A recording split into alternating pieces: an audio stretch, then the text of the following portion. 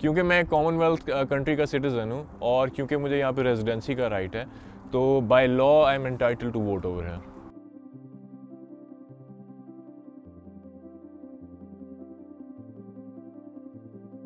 ये मेरा पहली दफ़ा है यूके में वोट करना। पार्टीज़ का सिनेरियो जो है मेरे थोड़े समझ के बाहर है और मैं यहाँ के जो रहने वाले दोस्त हैं उनसे जानकारी लेता रहता हूँ।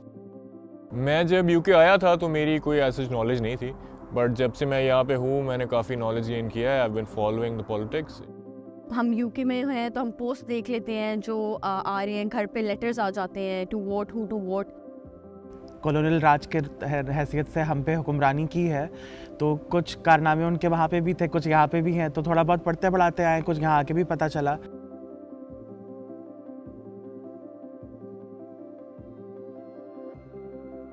मैं किसी ऐसे कैंडिडेट या ऐसे पार्टी को वोट दूंगा जिसकी पॉलिसीज़ मेरे हक़ में बेहतर हों।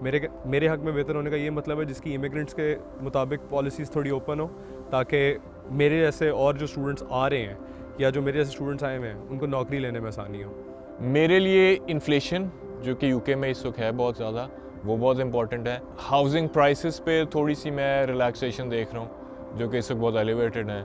हेल्थ केयर को कौन सी पार्टी जो है वो सुधारने के ऊपर और एक्सेसिबल बनाने के ऊपर काम कर रही है, कॉस्ट ऑफ लिविंग को कम करने के ऊपर कौन काम कर रही है, नौकरियां कौन पार्टी प्रोवाइड करेगी, जीनोफोबिक और रेसिस्ट पॉलिसीज़ किस पार्टी की नहीं है। मैं यहाँ पे एज ए स्टूडेंट आई थी और आई न्यू कि I will be going back home eventually, तो मुझे उसका कोई ख़ास फ़ायदा भी नहीं है वोट देने का।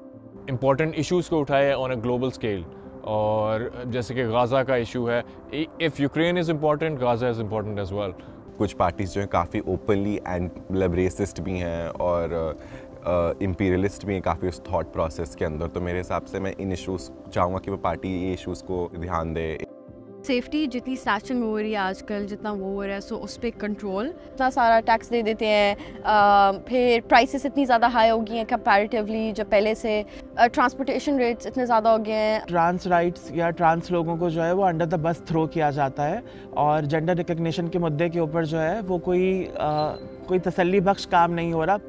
बहुत सारे स्कूल्स अब they are talking openly about all kind of gender relations and everything of the sort. मैं नहीं चाहती कि मेरी family अगर हो and my child is being taught something of that sort, because that's totally against my will, my religion, and they should respect that.